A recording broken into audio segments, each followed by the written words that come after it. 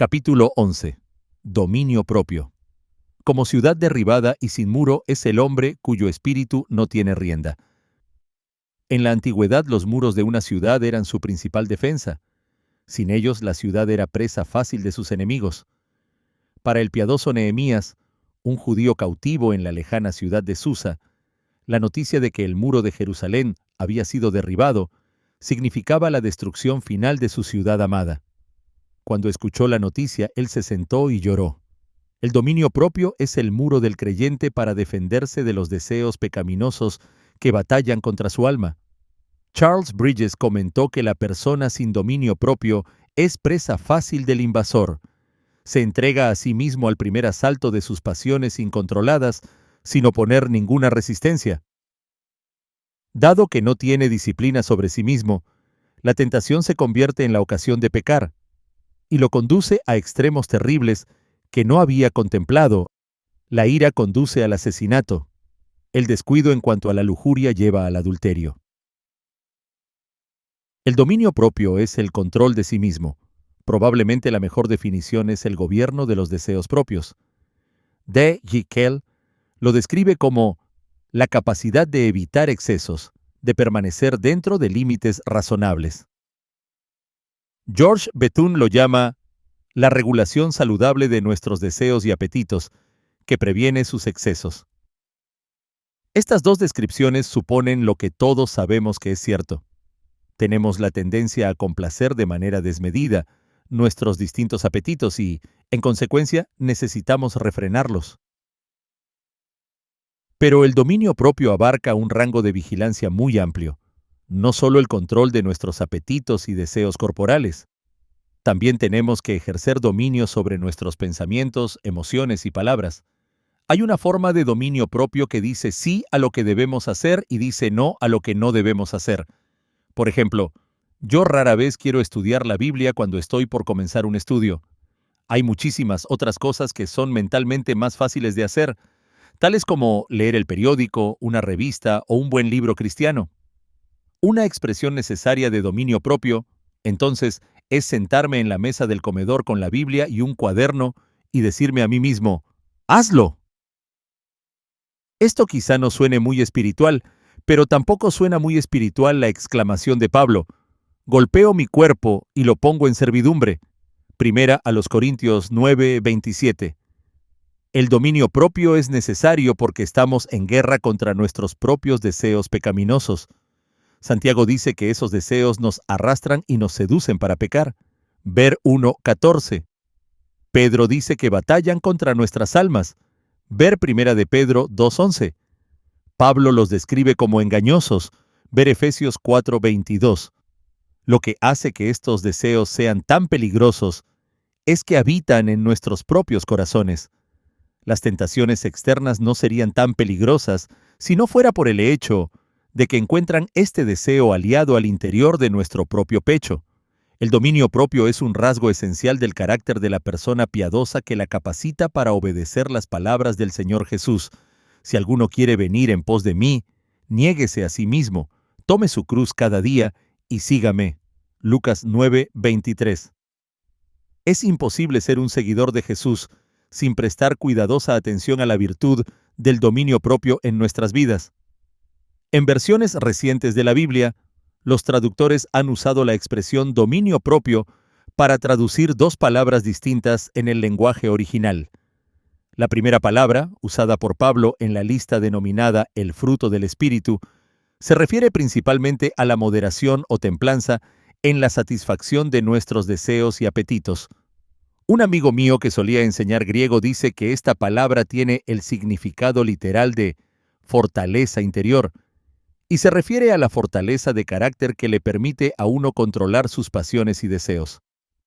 La segunda palabra traducida como dominio propio en algunas versiones recientes es una palabra que denota cordura o sensatez. En otras traducciones de la Biblia aparece como sobrio o prudente. Esta palabra transmite la idea de permitir que la sensatez controle nuestros deseos y apetitos, nuestros pensamientos, emociones y acciones. Podemos ver que estas dos ideas se complementan mutuamente en el significado bíblico del dominio propio. La sensatez nos capacita para determinar qué debemos hacer y cómo debemos responder. La fortaleza interior proporciona la voluntad para hacerlo. Tanto la sensatez como la fortaleza interior son por ende necesarias para el dominio propio guiado por el Espíritu. La sensatez es esencial para ejercer el dominio propio. Esta capacita a la persona piadosa no solo para distinguir el bien del mal, sino también para diferenciar entre lo bueno y lo mejor. La sensatez nos capacita para determinar los límites de la moderación en nuestros apetitos, deseos y hábitos. Esta virtud nos ayuda a regular nuestros pensamientos y mantiene nuestras emociones bajo control. Pero la sensatez por sí sola no es suficiente para que seamos capaces de practicar el dominio propio. La fortaleza interior también es esencial. Lamentablemente, con frecuencia nosotros sabemos muy bien qué debemos hacer, pero no lo hacemos. Permitimos que los sentimientos o deseos dominen nuestro juicio. En definitiva, el dominio propio es el ejercicio de la fortaleza interior bajo la dirección de la sensatez que nos capacita para hacer, pensar y decir las cosas que agradan a Dios. Dado que la gracia del dominio propio afecta tantos aspectos de nuestras vidas, es útil enfocar nuestro estudio en tres grandes áreas: el cuerpo, los pensamientos y las emociones. Honrar a Dios con tu cuerpo. Y Jehová Dios hizo nacer de la tierra todo árbol delicioso a la vista, y bueno para comer. Génesis 2:9. Dios creó al hombre para que disfrute de placeres sensoriales, es decir, cosas agradables a nuestros sentidos y apetitos corporales. Los árboles de su creación no solo eran buenos para comer, sino también agradables a la vista. No hay duda de que Dios quiere que disfrutemos de las cosas físicas de esta vida que Él en su gracia nos ha dado. Como dice Pablo en 1 Timoteo 6:17, Dios nos da todas las cosas en abundancia para que las disfrutemos. Pero el hombre en su pecado ha corrompido todas las bendiciones naturales dadas por Dios. Debido a que nuestros deseos se han corrompido, las cosas que Dios diseñó para nuestro uso y disfrute tienden a dominarnos. Pablo tuvo que advertir a los creyentes corintios acerca de esta tendencia cuando dijo: «Todas las cosas me son lícitas, mas yo no me dejaré dominar de ninguna». 1 Corintios 6:12. La moderación producida por el dominio propio evita que las cosas lícitas lleguen a dominar nuestros cuerpos. En la carta relativamente corta en que Pablo instruye a Tito sobre sus deberes pastorales entre los cristianos cretenses, Pablo se refiere frecuentemente a la virtud del dominio propio. Es un requisito para los ancianos. Es importante para los hombres mayores, los hombres jóvenes, las mujeres mayores y las mujeres jóvenes. Esta debe ser, en efecto, una característica de todos los creyentes.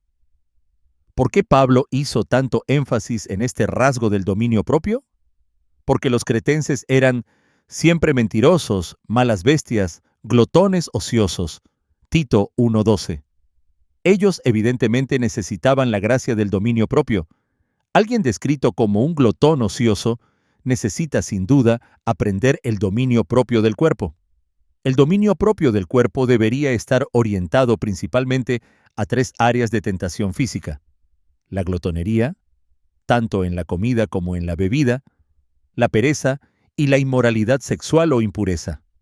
Aunque la embriaguez es un pecado generalizado en la cultura no cristiana actual, yo no percibo que este sea un problema notable entre los cristianos. Pero la glotonería ciertamente lo es. La mayoría de nosotros tenemos la tendencia a excedernos con la comida que Dios nos ha provisto tan misericordiosamente. Permitimos que la parte sensorial de nuestro apetito dado por Dios se salga de control y nos lleve a pecar. Necesitamos recordar que incluso cuando comemos y bebemos, debemos hacerlo para la gloria de Dios. 1 Corintios 10:31. ¿Qué hay de la pereza? La mayoría de nosotros sin duda estaríamos de acuerdo con que, en general, hay una necesidad de dominio propio respecto a la comida y la bebida entre los cristianos hoy en día. Pero, ¿pereza? Sospecho que no nos consideramos un grupo de personas perezosas como aquellos cristianos cretenses. Trabajamos duro en nuestros empleos, mantenemos nuestras casas pintadas y el césped podado. ¿Es posible que tengamos un problema con la pereza? Para responder esa pregunta, observemos un incidente en la vida de Jesús. Marcos registra que, levantándose muy de mañana, siendo aún muy oscuro, Jesús salió y se fue a un lugar desierto, y allí oraba. Marcos 1:35. El hecho de que Jesús se levantara a orar cuando todavía estaba oscuro ya es bastante retador, pero observa lo que había pasado la noche anterior. Marcos nos dice que el día anterior, después del atardecer, le trajeron a Jesús todos los enfermos y endemoniados para que los sanara. La ciudad entera, de hecho, se reunió en la puerta, versos 32 a 34. Jesús probablemente estaba bastante cansado al final de esa noche. Ahora bien, bajo tales circunstancias, tú y yo probablemente dormiríamos más a la mañana siguiente, sintiendo que después de una tarde tan ocupada en el ministerio merecemos descansar y consentirnos un poco. Pero Jesús no. Él sabía la importancia de tener ese tiempo de comunión con su Padre, y él disciplinaba su cuerpo físico a fin de hacerlo. Yo sospecho que el número de cristianos que tienen un tiempo habitual y productivo de comunión con Dios todos los días es una minoría pequeña. Para algunos ese tiempo es inexistente, para otros es esporádico en el mejor de los casos. Esto se debe a que tendemos a ser perezosos en el cuerpo e indisciplinados en el uso de nuestro tiempo. Hay otros cristianos que han aprendido el dominio propio de levantarse en la mañana para tener comunión con Dios, pero no han aprendido el dominio propio de cuidar de sus cuerpos. Algunos están abusando de sus cuerpos a través de una falta constante del descanso y la recreación necesarios. Otros están permitiendo que sus cuerpos se vuelvan blandos y flácidos al no ejercitarse en lo absoluto. Ambos grupos necesitan aprender el dominio propio piadoso de sus cuerpos. El dominio propio sexual corresponde al cuerpo y también a la mente. Hubo un tiempo, hace un par de décadas, en el cual difícilmente habríamos sentido la necesidad de exhortar a los cristianos a ejercer dominio propio en el área de la inmoralidad sexual. Controlar los malos pensamientos, sí, pero incluso el segmento más moral de la sociedad no cristiana condenaba los actos físicos de inmoralidad. Esto ya no sucede. Las autoridades en el campo social y psicológico hoy en día están diciendo que la actividad sexual premarital o extramarital está bien siempre y cuando no sea emocionalmente dañina. Desafortunadamente, muchos cristianos están cayendo en ese tipo de pensamiento. La inmoralidad tanto entre solteros como entre casados se está convirtiendo en un problema grave en la comunidad cristiana. La necesidad de dominio propio sexual entre los cristianos probablemente nunca ha sido mayor desde el surgimiento de la iglesia gentil del primer siglo, la cual salió del paganismo más grave. El estándar de Dios para el dominio propio sexual es la abstinencia absoluta por fuera de la relación matrimonial. Sí, como sugiere Kell, el dominio propio es la capacidad de permanecer dentro de límites razonables. Entonces tenemos que reconocer que los límites establecidos por Dios para la actividad sexual están restringidos estrictamente al matrimonio. Como dice Hebreos 13:4, honroso sea en todos el matrimonio y el lecho sin mancilla, pero a los fornicarios y a los adúlteros los juzgará Dios. Las palabras de Pablo a los creyentes tesalonicenses tampoco dan lugar a ninguna concesión en este punto. La voluntad de Dios es vuestra santificación, que os apartéis de fornicación, que cada uno de vosotros sepa tener su propia esposa en santidad y honor, no en pasión de concupiscencia, como los gentiles que no conocen a Dios. Primera a los Tesalonicenses 4:3-5.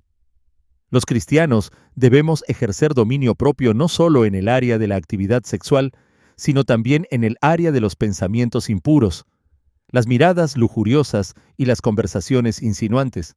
Jesús afirmó, «Yo os digo que cualquiera que mira a una mujer para codiciarla, ya adulteró con ella en su corazón». Mateo 5:28. Una mirada lujuriosa se convierte rápidamente en un pensamiento impuro. Si los actos de inmoralidad se están volviendo un problema entre los cristianos, los pensamientos de inmoralidad son un problema mucho más grande. La lujuria sexual se halla latente en el corazón de todo cristiano. Incluso el justo Job reconoció que necesitaba enfrentar de manera decidida esta tentación. Él hizo un pacto con sus ojos para no mirar con lujuria a ninguna joven. Ver Job 31:1.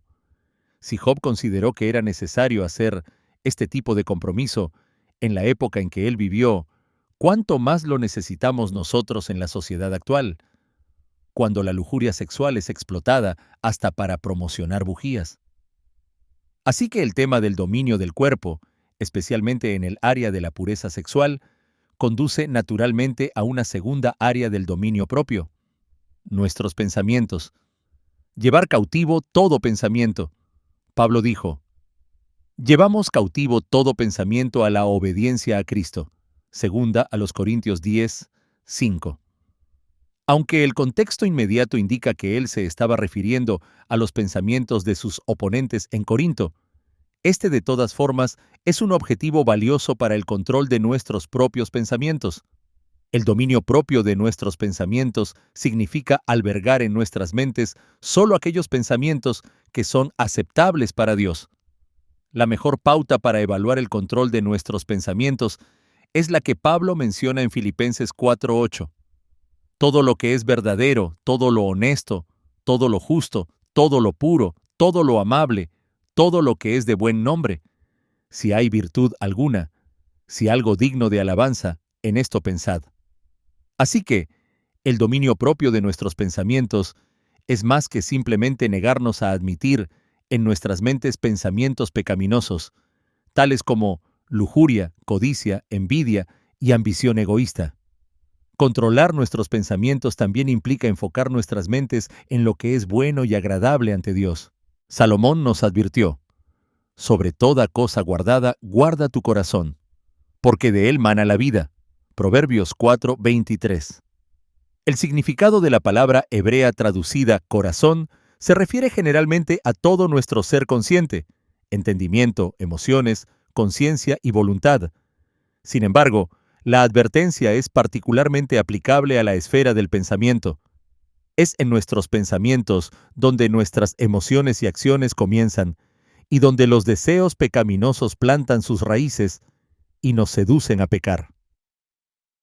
Nuestras mentes son invernaderos mentales, donde los pensamientos ilícitos, una vez plantados, son nutridos y regados antes de ser trasplantados al mundo real de las acciones ilícitas. Las personas rara vez caen repentinamente en la glotonería o la inmoralidad. Estas acciones son saboreadas en la mente mucho antes de ser disfrutadas en la realidad, de manera que nuestros pensamientos son la primera línea de defensa en la batalla del dominio propio. Las puertas a nuestros pensamientos son principalmente nuestros ojos y nuestros oídos. Lo que vemos o leemos o escuchamos determina en gran medida lo que pensamos. La memoria, por supuesto, también juega un rol importante en lo que pensamos, pero nuestros recuerdos almacenan y reproducen solo aquello que llega originalmente a nuestras mentes a través de nuestros ojos y oídos. Guardar nuestros corazones comienza con guardar nuestros ojos y oídos. No podemos dejar entrar a nuestras mentes aquello que satisface la lujuria sexual, la codicia, llamada materialismo en nuestros días, la envidia y la ambición egoísta. Debemos evitar los programas de televisión, artículos de revistas o periódicos, la publicidad y las conversaciones que provocan tales pensamientos. No solo debemos evitarlos, sino también, para usar las palabras de Pablo a Timoteo, huir de estas cosas. Primera de Timoteo 6:11. Vale la pena observar que, en sus dos cartas a Timoteo, Pablo consideró prudente advertirle que huyera de la tentación. Si bien Timoteo era un líder piadoso, él no estaba exento de la necesidad de ejercitar el dominio propio. Salomón dijo guardar. Pablo dijo huir. Ambos verbos expresan una reacción frente a la tentación mucho más fuerte que la mayoría de los cristianos practicamos. En vez de guardar las puertas de nuestras mentes, nosotros de hecho las abrimos al torrente de material impío que nos llega a través de la televisión, los periódicos y revistas, y las conversaciones del mundo que a menudo nos rodean. En vez de huir de las tentaciones, nosotros con frecuencia cedemos a ellas en nuestros pensamientos. Permitimos en nuestras mentes lo que no permitiríamos en nuestras acciones, porque las demás personas no pueden ver nuestros pensamientos, pero Dios los ve. David dijo, «Has entendido desde lejos mis pensamientos, y aún no está la palabra en mi lengua, y he aquí, oh Jehová, tú la sabes toda». Salmo 139, 2, 4. El cristiano que teme a Dios controla sus pensamientos, no por causa de lo que otras personas piensen, sino por causa de lo que Dios piensa. Él ora, «Sean gratos los dichos de mi boca y la meditación de mi corazón delante de ti, oh Jehová, roca mía y redentor mío». Salmo 19, 14. La televisión y los medios impresos no son los únicos culpables de que nuestros pensamientos se desvíen. La lista de Pablo en Filipenses 4:8 sobre los pensamientos incluye requisitos tales como verdadero y amable, y también puro. Puede que un cristiano no tenga mayores problemas con pensamientos impuros, pero quizá esté tentado al albergar pensamientos que no son verdaderos o amables. Escuchar cosas como chismes, calumnias o críticas acerca de otros tiene que ser rechazado tan decididamente como la tendencia a repetir esas cosas con nuestras lenguas. Es imposible escuchar tranquilamente chismes o críticas sobre alguien y luego albergar solo pensamientos verdaderos y amables sobre esa persona. Y si nosotros guardamos nuestros pensamientos, será más fácil guardar nuestras lenguas. Pues Jesús dijo, «De la abundancia del corazón habla la boca». Mateo 12:34. Controlar nuestras emociones. Entre las emociones que necesitamos controlar están el enojo y la ira, a menudo llamados un temperamento fuerte, el resentimiento, la autoconmiseración y la amargura. Los sentimientos pueden ser explosivos, como en el caso de un temperamento irascible, o puede que estén hirviendo a fuego lento, como en el caso de la autoconmiseración. Pero, en cualquier caso, estas emociones desagradan a Dios y deben ser incluidas en nuestros esfuerzos por ejercitar el dominio propio. Un temperamento irascible es una contradicción en la vida de la persona que busca practicar la piedad.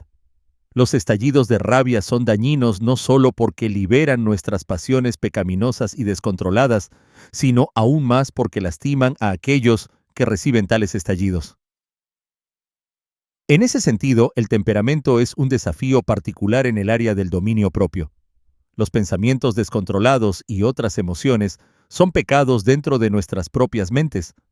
Solo pueden hacernos daño a nosotros mismos, a menos que, por supuesto, conduzcan a palabras o acciones pecaminosas.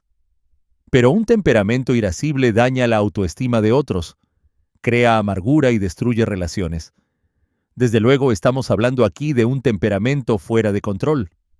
Muchos creyentes, por causa de su temperamento, tienen la tendencia a arremeter contra quienes hacen algo que ellos consideran desagradable, pero la persona piadosa ha aprendido a controlar esta tendencia. Salomón dijo, «Mejor es el que tarda en airarse que el fuerte, y el que se enseñorea de su espíritu que el que toma una ciudad». Proverbios 16:32. Tener un temperamento que requiere control no es una característica de impiedad. Dejar de controlarlo, sí. Lograr controlar, por la gracia de Dios, un temperamento fuerte es demostrar el dominio propio piadoso. Alguien ha dicho de Proverbios 16:32.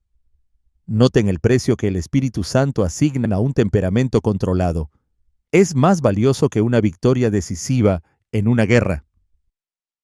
Charles Bridges comentó, «Tomar una ciudad es un juego de niños, comparado con esta lucha. Esa es solo una batalla de un día. El conflicto extenuante e incesante de toda una vida». La persona que lucha penosamente por controlar su temperamento, fracasando con frecuencia, debe considerar seriamente el análisis que Dios hace de esta lucha y estar dispuesto a pagar el precio necesario para triunfar en ella.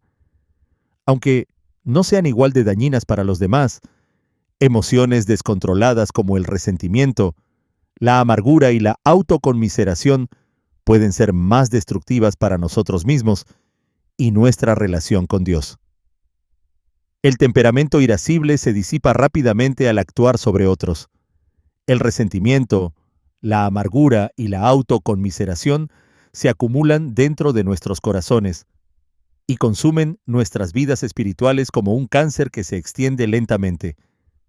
Todas estas emociones pecaminosas internas tienen en un enfoque común en el yo. Ponen nuestras decepciones, nuestro orgullo herido o nuestros sueños destrozados sobre el trono de nuestros corazones, donde se convierten en ídolos para nosotros. Alimentamos el resentimiento y la amargura, y nos revolcamos en la autoconmiseración. En un nivel intelectual nosotros sabemos que en todas las cosas Dios obra para nuestro bien, que nada puede separarnos de su amor, pero en oposición a esas promesas dadas por Dios, escogemos pensar en aquello que deshonra a Dios y que destruye nuestra propia salud espiritual, así como el apóstol Pablo golpeaba su cuerpo, hablando de manera figurada, por supuesto. También nosotros tenemos que someter nuestras emociones pecaminosas. Tenemos que confrontarlas con determinación tan pronto aparecen en nuestros pensamientos. Mantener un control estricto de nuestras emociones es tan necesario para la piedad como mantener bajo control los apetitos y deseos de nuestros cuerpos. Verdadera libertad. El énfasis en la lucha por el dominio propio debería estar en la palabra creciente. Nosotros nunca alcanzaremos por completo el dominio propio en todas las áreas en esta vida. Además, debemos reconocer que la batalla del dominio propio es diferente para cada uno de nosotros. Una persona tal vez no tenga ningún problema con el dominio propio corporal, pero puede que luche con pensamientos de orgullo espiritual. Otra quizá nunca se preocupe por pensamientos impuros, pero puede que ceda a emociones de resentimiento o autoconmiseración. Cuando estemos tentados a juzgar a otros por su falta de dominio propio en las áreas en que nosotros no tenemos problemas, recordemos nuestras propias áreas de dificultad y seamos benignos en nuestras opiniones. La sensatez es el comienzo del dominio propio, y la Biblia es absolutamente esencial para ejercitarla. La sensatez debe estar basada en un conocimiento sólido del estándar de Dios, como está revelado en las Escrituras, para nuestros cuerpos, pensamientos y emociones. Hace años, cuando comencé a crecer como cristiano, leí la frase: la palabra de Dios te alejará del pecado, o el pecado te alejará de la palabra de Dios. Esto no es solo un cliché, ni la Biblia es una varita mágica para agitar frente a la tentación. Es la sensatez que surge de la reflexión en la palabra de Dios, lo que nos alerta cuando el enemigo del deseo pecaminoso está asaltando la ciudadela de nuestros corazones. La sensatez también nos capacita para formarnos una idea acertada de nuestras necesidades particulares en el área del dominio propio. La exhortación de Pablo a que cada uno piense de sí con cordura, Romanos 12:3, es un buen consejo, no solo para evaluar nuestros dones espirituales, sino también para evaluar nuestras necesidades espirituales. Proverbios 27:12 dice: el hombre prudente ve el mal y se esconde. La prudencia espiritual requiere que nos conozcamos a nosotros mismos, nuestras debilidades y vulnerabilidades particulares. Solo a medida que estudiemos las Escrituras y nos estudiemos a nosotros mismos, seremos capaces de ejercitar la sensatez. Después, tenemos que hacer frente al asunto de si verdaderamente estamos dispuestos a renunciar a los placeres fugaces del pecado a cambio de saber que nuestras vidas son agradables a Dios. Que Él señala: el comienzo del dominio propio es ser dominado por Cristo y entregarse a su señorío. ¿Harás que tu carne obedezca a tu espíritu?, preguntó Agustín. Entonces deja que tu espíritu obedezca a tu Dios. Debes ser gobernado para que puedas gobernar. ¿Estás dispuesto a reconocer a Jesucristo como Señor de tus apetitos y deseos, de tus pensamientos y emociones? El dominio propio comienza con la sensatez, pero debe mantenerse por el sometimiento a la autoridad de Cristo en todas las áreas de nuestras vidas. Luego tenemos que reconocer que la batalla por el dominio propio se libra principalmente dentro de nuestras mentes. Es una batalla contra nuestras propias pasiones, pensamientos y deseos. En aquellas áreas en las que no hemos controlado nuestros apetitos y emociones, parece que tuviéramos antenas invisibles cuidadosamente sintonizadas con las tentaciones correspondientes. Hay personas cuya antena está buscando constantemente el más mínimo incidente que puedan convertir en la excusa para perder el control.